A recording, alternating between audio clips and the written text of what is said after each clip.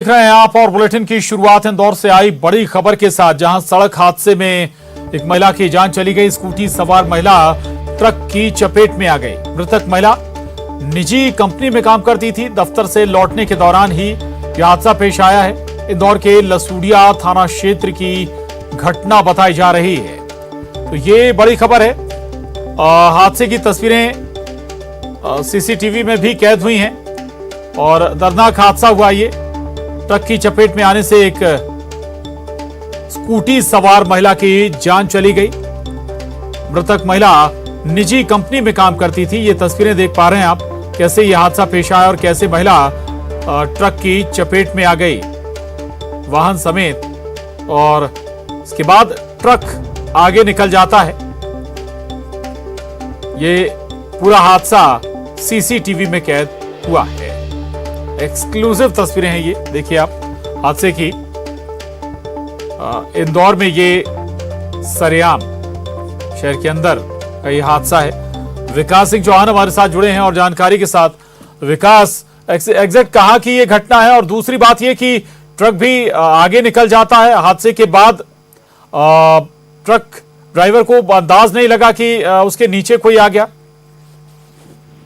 जी बिल्कुल, लसूड़िया थाना क्षेत्र का ये मामला है, जब बॉम्बे हॉस्पिटल चौराहे के पास अचानक हादसा हुआ। हालांकि हादसे के पीछे अनदेखी की वजह मानी जा सकती है, क्योंकि बहुत ज्यादा एहतियात नहीं बरते गए, लिहाजा इसी वजह से महिला जो है वो एक्सीडेंट के कारण ट्रक की चपेट में आ गई। और ये पूरा जो एक्सीडेंट है की घटना है वो सीसीटीवी कैमरे में कैद हो गई। और जो मृतिका है पलक कटारे, वो ऑफिस से लौट रही थी, उसी दौरान वो हादसे का शिकार हो गई। वह एक निजी कंपनी में काम करती थी।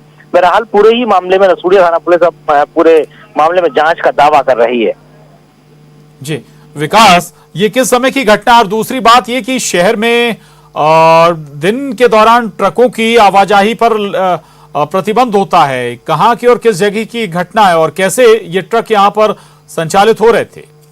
विकास। बिल्कुल प्रशांत, शहर के बाहरी इलाके का ये पूरा मामला है, जहां पेट्रोल पंप के पास ये अचानक घटना हुई और शाम का वक्त था। और जिस वक्त ये महिला अपने काम के बाद से घर की तरफ लौट रही थी, और शाम के वक्त ये शहर के बाहरी इलाका है, यहाँ पर ट्रकों की आवाजाही रिंग रोड की तरफ से होती है, जो कि प्रतिबंधित नहीं है। लिहाजा उसी दौरान डीजल और पेट्रोल लेकर पेट्रोल पंप से ये वाहन जो है वो रवाना हो रहा था। लेकिन अचानक से ये महिला इस ट्रक के समीप से गुजर रही थी, जो कि लापरवाही के चलते ट्रक चालक ने इस महिला को नहीं देखा और अपनी चपेट में ले लिया।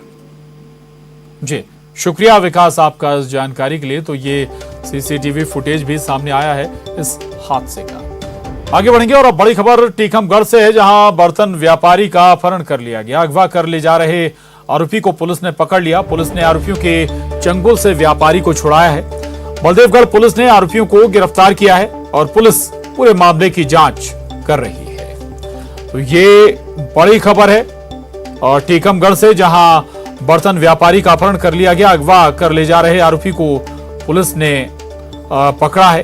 पुलिस ने आरोपियों के चंगुल से व्यापारी को छुड़ाया है और बलदेवगढ़ पुलिस ने आरोपियों को गिरफ्तार कर लिया है और पुलिस पूरे मामले की छानबीन कर रही है। आखिर क्यों एक व्यापारी का अपहरण कर ले जाया जा रहा था, क्या मकसद था, और आरोपियों से अब पूछताछ भी करेगी पुलिस।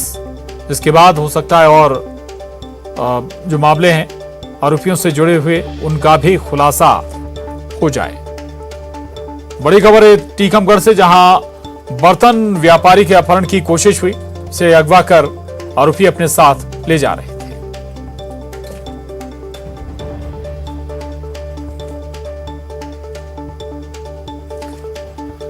एक बार फिर बता दें आपको, ये पूरी खबर टीकमगढ़ की है, जहां एक बर्तन व्यापारी का अपहरण करने की कोशिश हुई थी। राजीव रावत हमारे साथ जुड़ गए हैं। राजीव, क्या मकसद था इन अपहरणकर्ताओं का, क्या और पूछताछ में सामने आया पुलिस की?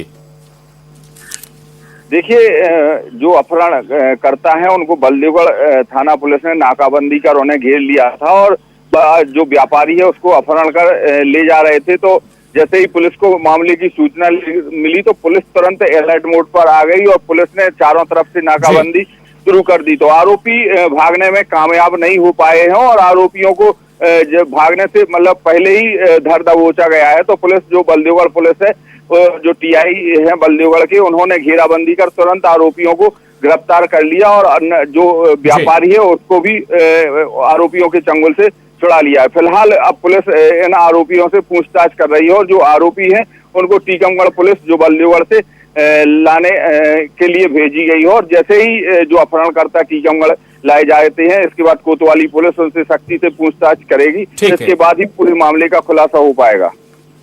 जी शुक्रिया राजीव इस जानकारी के लिए। और अब खबर इंदौर से। इंदौर के पलासिया थाना इलाके में गाड़ी टकराने के बाद 2 लोगों में जमकर विवाद हुआ और लात घूंसे भी चले। घटना इंदौर के पलासिया थाना क्षेत्र के विनोबा नगर की बताई जा रही है। सड़क पर 10 मिनट पर लात घूंसे चलते रहे लेकिन मौके पर पुलिस की टीम नहीं पहुंची। बाद में पुलिस दोनों को लेकर थाने पहुंची और मामले को शांत कराया गया।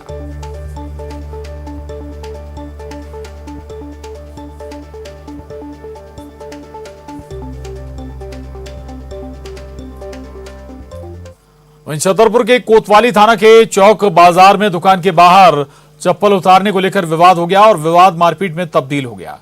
इस दौरान युवक के साथ मारपीट करने वाले युवक ने खुद अपने सिर पर ईंट से हमला किया और झूठी रिपोर्ट लिखवाने की कोशिश की। फिलहाल मारपीट का सीसीटीवी वीडियो वायरल हो गया है और पुलिस मामले की जांच कर रही है।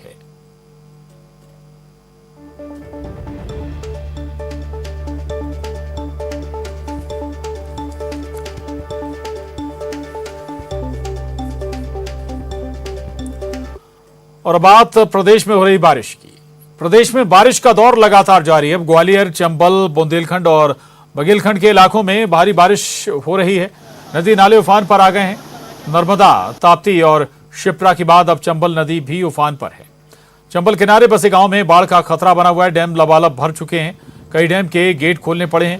निचले इलाकों को अलर्ट किया गया है। शिवपुर, बैतूल, खंडवा, खरगोन, शाजापुर, डिंडोरी में बाढ़ जैसे हालात बन गए हैं। तो ये 6 तस्वीरें देख रहे हैं आप बैतूल, खंडवा, खरगोन, शिवपुर, शाजापुर, डिंडोरी की। लगातार हो रही बारिश के बाद ज्यादातर डैम फुल भर चुके हैं। कई डैम ओवरफ्लो भी हो चुके हैं। तो मध्य प्रदेश में भारी बारिश का अलर्ट जारी किया है मौसम विभाग ने। भारी बारिश को लेकर ये येलो अलर्ट जारी किया गया है। चंबल, ग्वालियर संभाग में भारी बारिश की चेतावनी जारी की गई है। और इतना ही नहीं, बैतूल, अनूपपुर, शहडोल के लिए अलर्ट जारी किया गया है। जबलपुर, दमोह, सागर के लिए भी मौसम विभाग ने अलर्ट जारी किया है। इसके अलावा छतरपुर, टीकमगढ़ भी इस अलर्ट में शामिल हैं। अगले 2 दिनों में भारी बारिश की चेतावनी मौसम विभाग जता रहा है मध्य प्रदेश में। तो लगभग ज्यादातर जिले बारिश का दौर जारी रहेगा। मध्य प्रदेश के मौसम विभाग ने अलर्ट जारी किया है। कई जगह पर भारी बारिश का अलर्ट भी जारी किया गया है। जबलपुर, दमोह, सागर भी इस अलर्ट में शामिल है। छतरपुर, टीकमगढ़ में भी तेज बारिश होगी। और रायपुर से बड़ी खबर इस वक्त की। मौसम विभाग ने ऑरेंज अलर्ट जारी किया है। 5 जिलों में अति भारी बारिश की चेतावनी जारी की गई है। वहीं राजनांदगांव, बालोद, कांकेर, नारायणपुर, बीजापुर के लिए भी चेतावनी जारी की गई है। 13 और जिलों के लिए भी येलो अलर्ट जारी हुआ है। छत्तीसगढ़ के कई जिलों में भारी बारिश हो रही है। राजधानी रायपुर में कल रात से बारिश का दौर जारी है। बस्तर में 167 mm बारिश दर्ज की गई है। बीजापुर में 144.2, दंतेवाड़ा में 116.5, पूर्वा के करतला में 94.6 मिलीमीटर बारिश हुई। तो धमतरी के नगरी में 91.7 मिलीमीटर बारिश रिकॉर्ड की गई। तो बारिश का दौर जारी है। मध्य प्रदेश और छत्तीसगढ़ में दोनों जगह बारिश हो रही है। लगातार हो रही बारिश का असर यह है कि ज्यादातर जो डैम है वो फुल हो चुके हैं, कंप्लीट हो चुके हैं और कुछ जगहों पर जो डैम है वो ओवरफ्लो भी हो रहे हैं। इसमें मानसून सक्रिय रहा। पिछले 24 घंटों के दौरान प्रदेश के 7 जगहों पे भारी बारिश हुई। 4 जगहों पे अति भारी वर्षा हुई। सर्वाधिक वर्षा बस्तर में है 17 सेंटीमीटर। और आज जो सिस्टम है नॉर्थ इंटीरियर उड़ीसा के ऊपर ऊपरी हवा में चक्रवात है जो 7.6 किलोमीटर ऊंचाई तक है। वो साउथ वेस्ट डायरेक्शन में मुड़ा हुआ है। इस कारण प्रदेश का जो बस्तर संभाग है, दुर्ग संभाग है, रायपुर संभाग और कुछ बिलासपुर संभाग में भारी से अति भारी वर्षा हो सकती है। अति भारी वर्षा जो है बस्तर संभाग में ज़्यादा संभावना है अति भारी वर्षा। अलर्ट है सर? अलर्ट भी बस्तर संभाग के लिए जारी करेंगे।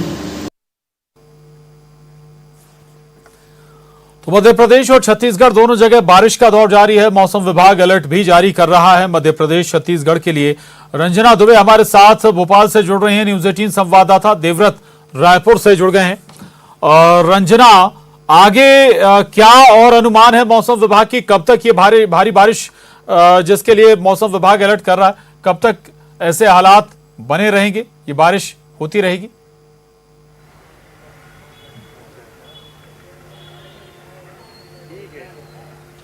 जी प्रशांत, मध्य प्रदेश की अगर बात कर ली जाए तो जो बारिश का दौर है वो अभी फिलहाल जारी रहेगा और मौसम विभाग ने प्रदेश भर के ज़्यादातर संभागों और जिलों में भारी से भारी बारिश को लेकर जो येलो और ऑरेंज अलर्ट है वो जारी किया है। और जो मौसम वैज्ञानिक है उनका यही कहना है कि फिलहाल जो सिस्टम है वो सक्रिय है और इसी का असर मध्य प्रदेश में देखने को मिल रहा है कि जो लगातार तेज बारिश का दौर है वो जारी है और आने वाले 3 से 4 दिनों तक इसी तरह से जो सुबह से लेकर शाम तक और देर रात तक जो बारिश है वो लगातार जारी रहेगी। और अगर अलर्ट की बात कर ली जाए प्रशांत, तो मौसम विभाग ने ऑरेंज अलर्ट जारी किया है, जैसे भारी से भारी बारिश को लेकर, जिसमें नर्मदापुरम, चंबल और भोपाल, शहडोल और सागर के जो ग्वालियर के साथ जो 6 संभागों के साथ जो जिले हैं, जिसमें बालाघाट, देवास है, डिंडोरी है, मंडला है, ऐसे कई जिले हैं जहां पर जो भारी से भारी बारिश को लेकर जो ऑरेंज अलर्ट है वो जारी किया है। तो वहीं रीवा, सागर, शहडोल, नर्मदापुरम और जबलपुर संभाग और इसी के साथ ही यहाँ के जिलों में भी जो भारी बारिश को लेकर जो येलो अलर्ट है वो जारी किया गया है। और इस तरह से जो चेतावनी है वो आने वाले 3 से 4 दिनों तक के लिए जारी की गई है। और यही वजह है प्रशांत की लगातार जिस तरीके से तेज बारिश का सिलसिला जारी है, उसी के चलते बड़े तालाब का जो वाटर लेवल है वो लगातार बढ़ रहा है। भदभदा का जो एक गेट है वो भी आज खुल गया और अगर इसी तरह से तेज बारिश जारी रही तो आने वाले दिनों में जो भदभदा के और गेट हैं वो भी खोले जा सकते हैं। और प्रदेश भर की अगर बात कर ली जाए प्रशांत, तो मध्य प्रदेश में सामान्य से औसत से ज्यादा जो बारिश है वो 20% हुई है, यानी 20% ज्यादा बारिश अब पूरे मध्य प्रदेश में रिकॉर्ड हो गई है, वो भी जुलाई के महीने में, जून से लेकर अब तक। और अगर सबसे ज्यादा बारिश की बात कर ली जाए तो वो कि खंडवा जिले में हुई है, जहां पर 103% से ज्यादा बारिश हुई है। लेकिन रीवा संभाग के कुछ जिले ऐसे हैं जहां अभी भी बारिश की दरकार बनी हुई है प्रशांत। बिल्कुल बिल्कुल, अभी भी बारिश की दरकार मध्य प्रदेश के कई जिलों में है। रहिएगा रंजना। देवव्रत हमारे साथ बने हुए। देवव्रत, तो छत्तीसगढ़ में भी कई जो डैम हैं वो कंप्लीट हो चुके हैं, भर चुके हैं और अभी भी ज्यादातर जिलों में बारिश का दौर जारी है। क्या हालात हैं अभी?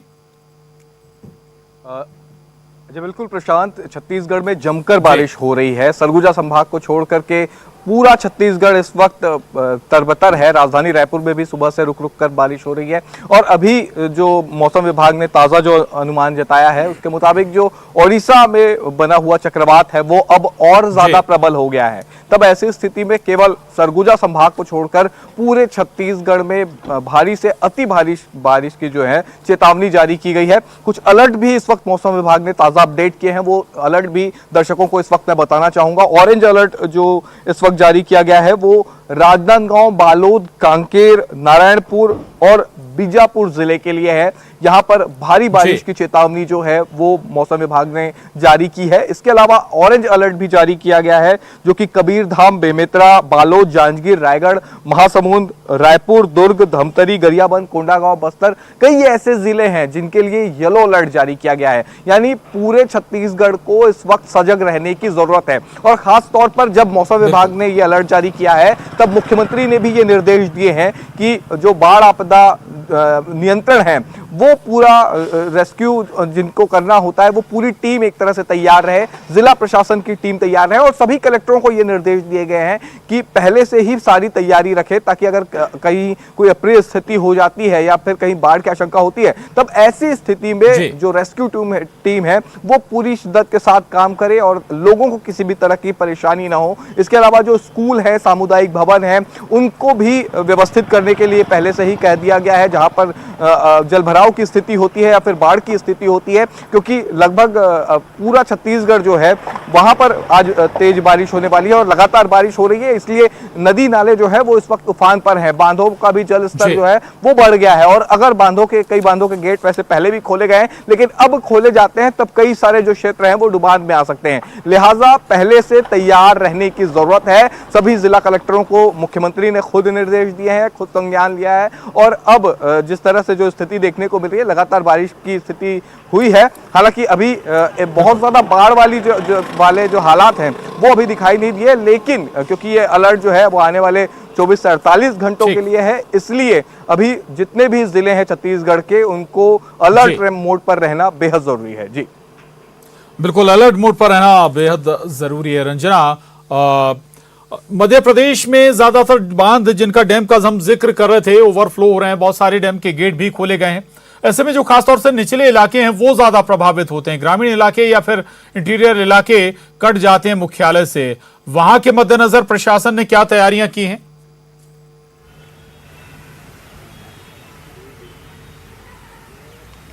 जी प्रशांत, इससे पहले भी जब जोरदार बारिश हुई थी, अगर एक हफ्ते पहले की बात कर ली जाए तो मध्य प्रदेश में ऐसी स्थितियां बनी थी कि कुछ इलाके हैं जहां पर खास करके जो निचली बस्तियों में लोग रहते हैं उनको बहुत सारी परेशानियां हो सकती हैं, और इसी को लेकर गृह मंत्री नरोत्तम मिश्रा ने लगातार जो रेस्क्यू टीमें हैं उनको तैयार रहने को जो दिशा निर्देश हैं वो भी जारी किए गए थे। और प्रदेश भर के जो 52 जिले हैं वहां पर जो कम्युनिकेशन के लिए जो आपातकालीन जो सेंटर हैं वो भी तैयार किए गए हैं, जहां पर अगर इसी तरह से किसी भी व्यक्ति को कोई समस्या है तो वो इन सेंटर्स पर कॉल कर सकता है। और जो एनडीआरएफ की टीमें हैं जो कि तत्काल मदद के लिए पहुंचती हैं वो भी पूरी तरह से अलर्ट मोड पर उनको रहने के दिशा निर्देश जारी किए गए हैं। और कुल मिलाकर यही दिशा निर्देश जारी किए गए हैं कि अगर किसी भी जिले में ज्यादा बाढ़ के चलते विपरीत स्थितियां बनती हैं तो लोगों को तत्काल मदद मुहैया कराई जा सके और ये टीमें तत्काल वहां पर पहुंचे ताकि रेस्क्यू करने में किसी भी तरह से कोई दिक्कत ना हो। लेकिन यहाँ पर पहली बात तो ये है प्रशांत कि रेस्क्यू करने की जरूरत ही ना पड़े, क्योंकि जब अगर इस तरीके की स्थितियां बनती हैं तो उससे पहले ही जो निचले इलाकों में लोग रह रहे हैं उनको सुरक्षित स्थानों पर भेजने की जिम्मेदारी जिला प्रशासन और प्रशासन के तमाम जो अधिकारी हैं उनकी बनती है। तो इसी बात को लेकर जो तमाम दिशा निर्देश हैं वो पहले से जारी कर दिए गए। अब देखना है कि जिस तरीके से अगर बारिश को लेकर ये हालात बनते हैं तो कितनी अलर्ट मोड पर ये टीमें तैनात रहेंगी। बिल्कुल बिल्कुल रहेगा रंजना। देवव्रत हमारे साथ लगातार बने हुए, और चलिए बहुत शुक्रिया देवव्रत आपका जानकारी के लिए। रंजना आपका भी बहुत धन्यवाद इस पूरी बातचीत के लिए, जानकारी के लिए धन्यवाद। और अब बड़ी खबर का रुख कर रहे हैं बैतूल से। बड़ी खबर है जहां सतपुड़ा डैम का जलस्तर सामान्य से 3 फीट ऊपर निकल गया है। डैम के 7 गेट इसके बाद खोले गए हैं। 7 गेट खुलने से तवा नदी रौद्र रूप में नजर आई है। नदी के आसपास के इलाकों में हाई अलर्ट जारी किया गया है। बैतूल का सापना जलाशय भी ओवरफ्लो हो गया है। माचना नदी में उफान से बैतूल भोपाल मार्ग बाधित हो गया है। शाहपुर में माचना नदी पुल पर यातायात रोका गया है। ताप्ती नदी पर बने पारसडोह डैम के भी 2 गेट खोले गए हैं और पूरे जिले में लगातार बारिश हो रही है। तो ये बड़ी खबर है बैतूल से। दरअसल सतपुड़ा डैम का जलस्तर सामान्य से 3 फीट ऊपर निकल गया है और इसके बाद डैम के 7 गेट खोले गए हैं ताकि जो लेवल है वो सुरक्षा के पैमानों पर ठीक रहे। 7 गेट खुलने से तवा नदी एक साथ रौद्र रूप में आ गई है और नदी के आसपास के इलाकों में भी हाई अलर्ट जारी किया गया है ताकि लोग सुरक्षित और ऊंचे स्थानों पर पहुंच जाएं। बैतूल का सापना जलाशय भी ओवरफ्लो हो गया है। इसके अलावा माचना नदी में उफान से बैतूल भोपाल मार्ग भी बाधित हो गया। ये तस्वीरें देख रहे हैं आप। डैम से जब गेट खोले गए एक साथ सतपुड़ा डैम के 7 गेट खोले गए हैं। बताया जा रहा है कि जो सामान्य से 3 फीट ऊपर चला गया था सतपुड़ा डैम का जलस्तर और इसी के बाद एक साथ 7 गेट को खोला गया है सतपुड़ा डैम के। और इतना ही नहीं, इसके अलावा बैतूल का सापना जलाशय भी ओवरफ्लो हो चुका है। माचना नदी में उफान से बैतूल भोपाल मार्ग भी बाधित हो गया है। ऋषु नायडू हमारे साथ जुड़े हैं और जानकारी के साथ। ऋषु, ऐसे में सबसे जरूरी होती है अलर्टनेस, आम जनता को सुरक्षित जगह पर पहुंचाना और समय रहते सूचित करना, ये सब कदम उठाए गए हैं ऋषु? जी देखिए प्रशांत, जो बैतूल का जो सतपुड़ा जलाशय है जिसके 7 गेट खोल दिए गए हैं और इस वजह से तवा नदी का जलस्तर काफी खतरनाक स्तर पर पहुंच गया है। तवा नदी का जो नादिया घाट है यहाँ पर कोई भी सुरक्षा के इंतजाम नहीं है, जबकि सबसे संवेदनशील क्षेत्र ये माना जाता है बैतूल में जो तवा नदी का नादिया घाट है। सतपुड़ा जलाशय में जरूर जो डैम के गेट खोलने के बाद में डैम के आसपास लोगों की आवाजाही को पूरी तरह से बंद कर दिया गया है।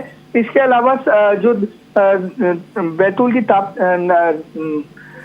माफ कीजिएगा, बैतूल की जो ताप्ती नदी है उस पर बना जो पारस जो डैम है उसके भी 4 गेट खोल दिए गए हैं और यहाँ पर भी जो पारस जो डैम है वहां पर लोगों की आवाजाही पूरी तरह से बंद की गई है। बैतूल के ब्लॉक के अंतर्गत जो सापना जलाशय आता है ये भी पूरी तरह लबालब हो गया और इसके वेस्ट वेयर से लगातार पानी जो है निकल रहा है और यहाँ पर भी सुरक्षा के इंतजाम किए गए हैं। लेकिन सबसे जो संवेदनशील क्षेत्र है जो नांदिया घाट है वहां पर स्थिति काफी बिगड़ी हुई है। लोग अभी भी पुराने क्षतिग्रस्त पुल से आवाजाही कर रहे हैं जो कि कभी भी बड़ी घटना का सबब हो सकता है। ये बड़ी घटना का सबब भी बन सकता है। ऐसे में प्रशासन को चाहिए कि किसी को भी आने जाने से वहां से रोका जाए। बहुत शुक्रिया ऋषु आपका इस पूरी जानकारी के लिए और बुलेटिन में बस इतना ही।